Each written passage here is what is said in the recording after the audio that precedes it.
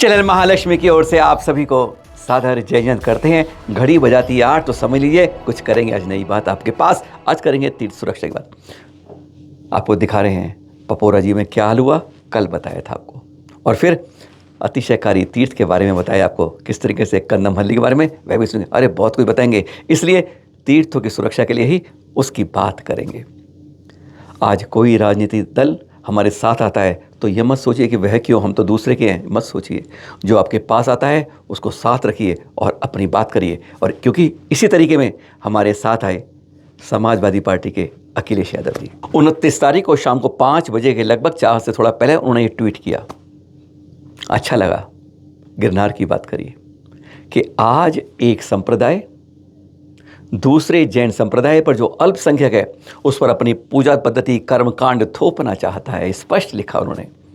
उनके अल्पसंख्यक के तीर्थों को क्यों नहीं सुरक्षा दी जाती? संकेत कुछ भी हो, राजनीति कर रहे हो, कुछ भी कर रहे हो, पर हमारा साथ दे रहे हैं। हमें ऐसी ही राजनीतिक संरक्षण की आवश्यकता है आज, क्योंकि आज हर जगह खोपड़ी के अंदर क्या है यह नहीं देखा जाता, खोपड़ी कितनी है यह गिना जाता है। क्वालिटी से मतलब नहीं है, क्वांटिटी से आज मतलब हो गया है। क्योंकि अरे हाँ सॉरी, अब तो वोट नहीं, अब तो बटन दबते हैं, आरोप लगते हैं। खैर वो बात लगे।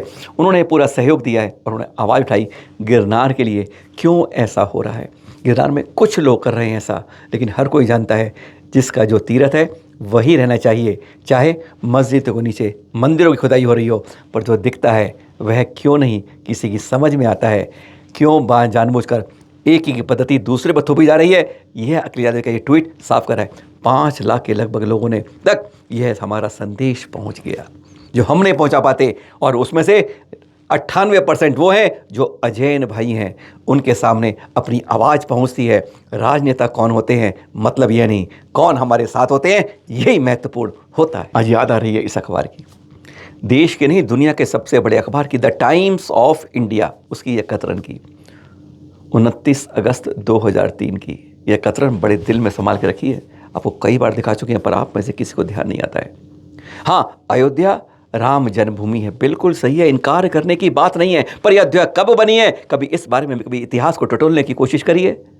लाखों करोड़ सागर पहले, अगर इसी काल की बात कर ले तो यहाँ पर उनसे पहले 5 बड़े तीर्थंकरों का जन्म हुआ है। यहाँ पर आदिनाथ भगवान, जिनके काल के अंदर यह अयोध्या इसका नाम पड़ा था, अजितनाथ भगवान, अभिनंदन भगवान, सुमतिनाथ भगवान और साथ में फिर अनंतनाथ भगवान। आप में से अधिकांश नहीं जानते होंगे, राम जन्म अयोध्या में हुआ, बच्चे बच्चे को पढ़ा दिया जाता है, लेकिन 5 तीर्थंकरों से जन्म हुआ कोई नहीं सिखाता है। अरे ये तो कारण है कि 95% हमारे जैन भाई भी नहीं बता पाएंगे कि 5 तीर्थंकर कौन कौन सी ये जन्मभूमि है।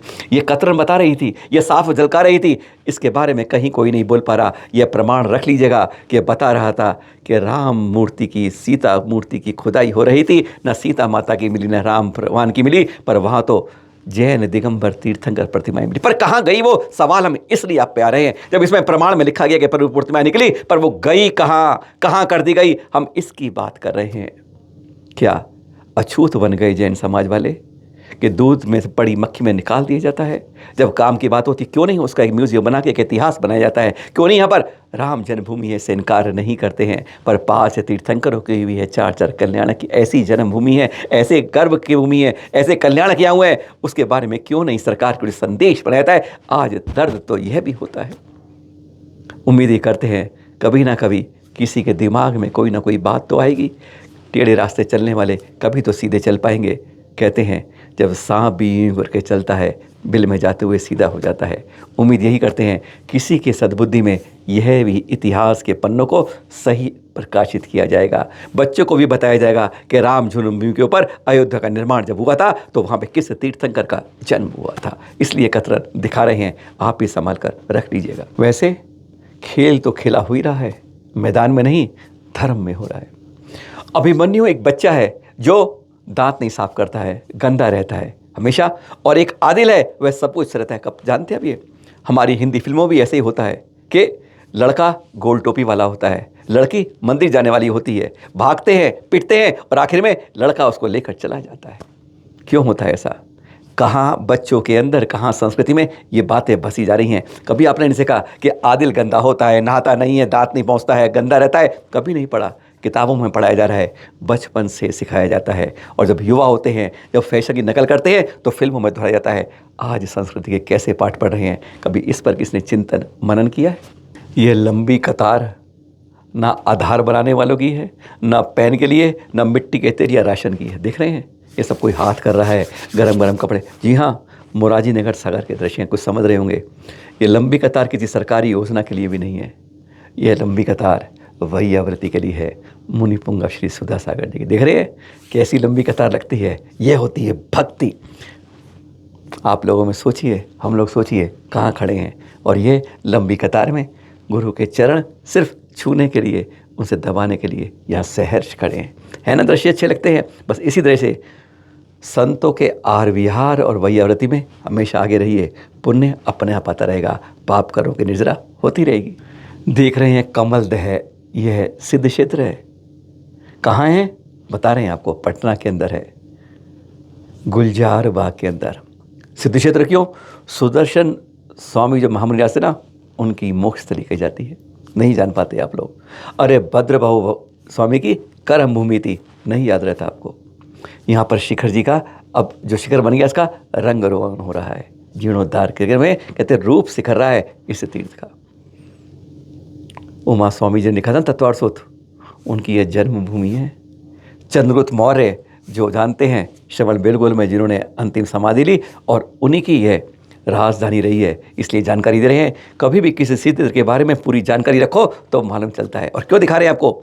अपने प्राचीन तीर्थों का, सिद्ध भूमियों का, कांतिश क्षेत्रों का अपना जीर्णोद्धार के अंदर सहयोग कीजिए। नए मंदिर और मूर्तियाँ बिठाने से कहते हैं कि बहुत पुण्य मिलता है, पर ध्यान रखिए जब उसका अविना होता है तो उतना ही पाप का भी अर्जन होता है। ये ध्यान रखने वाली बात है। पर यहाँ पर आपसे अनुरोध करते हैं, हमेशा जीर्णोद्धार के लिए, अपने आसपास तीर्थों के लिए सहयोग करें, तीर्थ क्षेत्र कमेटी के हाथ मजबूत करें।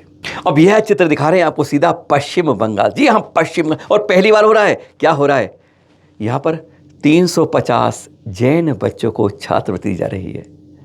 संपन्न समाज है, पर इसमें भी अल्पसंख्यकों में कई कमज़ोर वर्ग के होते हैं।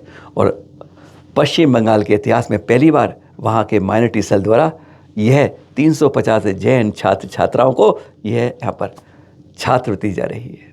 आपको इसलिए दिखा रहे हैं, अपने अपने क्षेत्र में, अपने अपने राज्यों में जगह जगह आपका ये अल्पसंख्यक हुए हैं, पर हम उनसे कभी भी छात्रवृत्ति में, एक कर्नाटक और ये कुछ ये नहीं तो 90% राज्यों में आज भी हम उसका सहयोग नहीं कर पाते हैं, ले पाते हैं।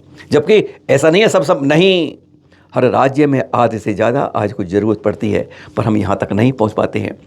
यहाँ पर चैलेंज महालय टीम ने तीर्थ क्षेत्र कमेटी बहुत बड़ी अगुवाई की थी कि आपके मंदिरों में जहाँ बाउंड्री नहीं है, जहाँ जीर्णोद्धार होना है, हमने अल्पसंख्यक आयोग से अपील की थी, राष्ट्रीय अल्पसंख्यक आयोग से, जहाँ पर हमारे जिनप्पा कुमार धन्य कुमार गुंडे जी है ना, जैन सदस्य, उन्होंने कहा सहयोग पूरा देंगे।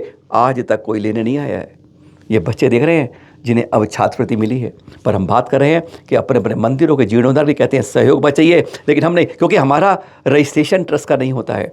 जिस नाम से रजिस्ट्रेशन ट्रस्ट है उस नाम से मंदिर नहीं होता है, तीर्थ नहीं होता है। 3 साल तक की ऑडिट रिपोर्ट चाहिए होती है, अपना नाम रजिस्टर्ड।